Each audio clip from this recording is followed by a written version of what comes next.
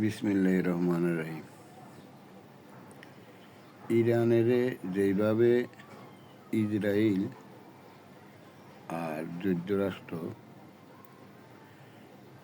America যেইভাবে যুদ্ধ চালাইতে আছে, একলা ইরানের আমি মনে করি ফুল পাওয়ার দেশ। কেননা 20টা আমেরিকার ঘাঁটিরে ধ্বংস করে দিছে। যে আমেরিকার লাগে চোখ রাঙ্গাইনা কথা কইনা সাহস কেউই নাই, সেই আমেরিকা ইসরায়েল ড্রোন দিয়া মিসাইল দিয়া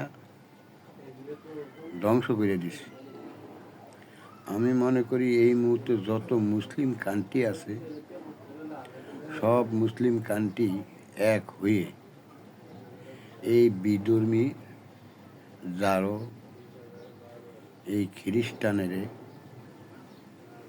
একদম নৃশংসভাবে তাদের চিরতরের জন্য বিদায় করে দেওয়ানো দরকার। কিন্তু যদি আমরা মুসলিম সব এক না হই, তাহলে দেখা গেছে ভবিষ্যতে আজকে ধরবো ইরানেরে, কালকে ধরবো সৌদি আরবের, পরশুকা ধরবো কাতারেরে, তরশুকা ধরবো এই পাকিস্তানের, এরম করতে করতে করতে করতে সব রাষ্ট্রটিরে ধ্বংস করে দিব এই যারো সন্তান।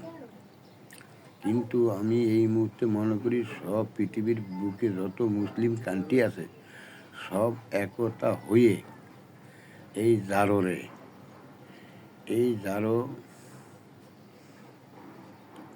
ধ্বংস না করা পর্যন্ত মুসলমানের মন ঠান্ডা হবে না।